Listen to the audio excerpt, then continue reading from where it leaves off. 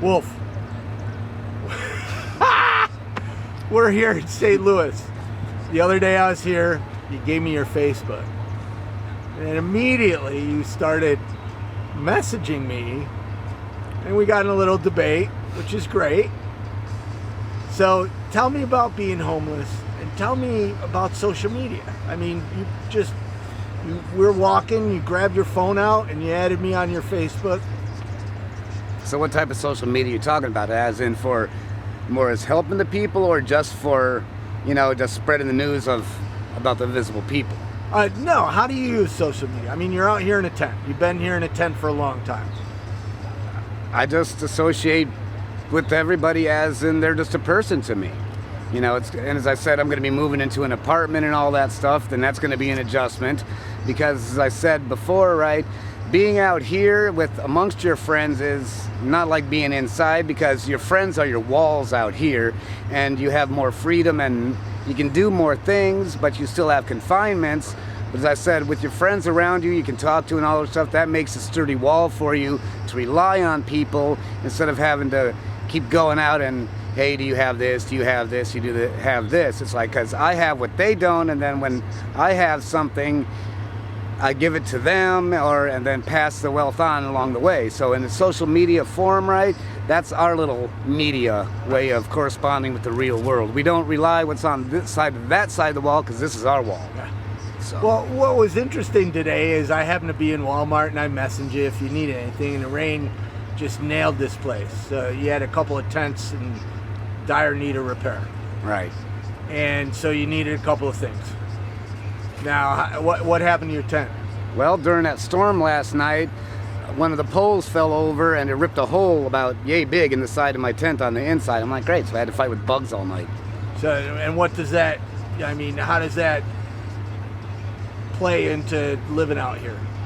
Well, it's just, in other words, it's like, if you live out here and it's like a broken window, pretty much. If you have a broken window in your house, things can get in. Right. And if you have a hole in your heart somewhere, right, things can get in and bug you and tear you down. So It's just like you just want to sit around and do nothing, but you have to just mend the hole and keep going on in life. A little different though, because out here, man, you get wet, you don't have a washer and dryer to, and all your stuff gets wet and bugs. Can't go on. But you've been doing it for a while. Yeah, well, as you can see that behind me, as I say, I make myself pretty secure, so, and keep dry and watch TV and DVDs and all that stuff, and just take it as it comes, day by day. So, I'm in Walmart. I ask you if you need anything. You tell me. Now, we knew people over here needed a tent. So we grabbed some tents, coffee pots, and some other things, thanks to people. Right. And it was an interesting day for me, because I'm shopping, and you're at the library, right? Right. And I'm asking you, because I don't live out here. Right. Am I getting the right tent? And, I'm sending you photos via Facebook. Now, talk about that. Well, see, if I was on my phone, then I can go shopping at Walmart too and do all the stuff like you were doing to me, right? And then I could send you a photo and do it back and forth, right? But see, out here, right, it's not good to have a 17 by 8 tent unless you have the right structure around it. Right. Because with this, the wind whips off the river and you get that rain and stuff coming at you. It's gonna break the poles no matter, because if you don't have a wood wall or a good wood frame to hold it up and the tarp supporting it, it's just gonna take that tent and lay it flat on the ground. And that's why it's hard to use a computer when you're on the cell phone and can't exchange pictures that easily. Well, I haven't figured it out, but I can.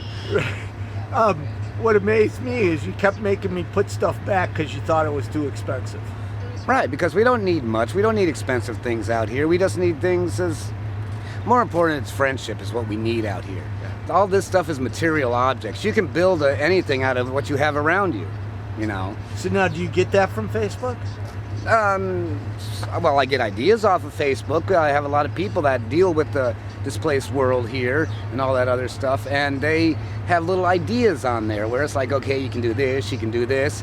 One of my friends, Rob, and he showed me how to dig a hole in the ground and have it go somehow end up on the other side, and you can make a stove out of it with cinder blocks over here, and then the heat would suck in through there and all this. Oh, Awesome. you should see my redneck cooler. Wow. All you do is take a styrofoam cooler, a fan, and an old plastic drain pipe, right? Put ice in it, plug it in, and then it will blow the cool air out. Awesome. Yeah. Well, you know, on We Are Visible, there's a group just for those ideas.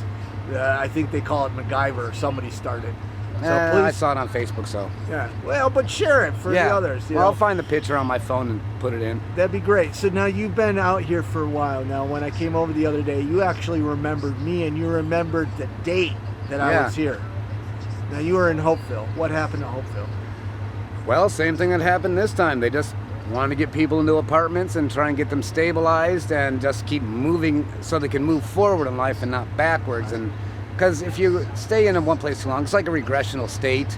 You want to, your psychological aspect of life seems to go downhill if you stay somewhere so long because you get adapted to it. Just like you in a house, like, oh, I have a place to go, right? But we have a place to go, but our place is a lot better than yours because we can go and we don't have to worry about anything.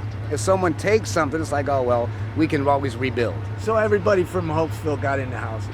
And they stayed there for a year and all this other stuff. And then some of them, they went out to the places but didn't get a job, so now they're back out here again. Oh my gosh, so they did the rapid rehousing thing. Right, and so they can't sign up for the program again because they already went through it for that full year. Exactly, that's the one problem. Right. Right, so there's nothing I can do about that. And they're like, oh, can we move in with you? Nope. You're on your own. Right, because you're finally getting into housing yourself. Right. Now, in that time, because it was 2010 when we first met, Mm-hmm. and so you've been in housing since then. Well, Right. I had that place on Belmar, and it was sort of a house, but it wasn't no power, no water, no nothing. But I was maintaining it at that point in time, was going to do the rehab on it, but that plan fell through. Oh my gosh. Wow. So, If you had 3 wishes, what would they be? well, my one wish would be help all the other children in the world that need to clothes and fresh water and good food, and get. The second one would be probably end poverty and starvation, and that would be 2 in 1. Well, thank you very much for talking to me. Not a problem.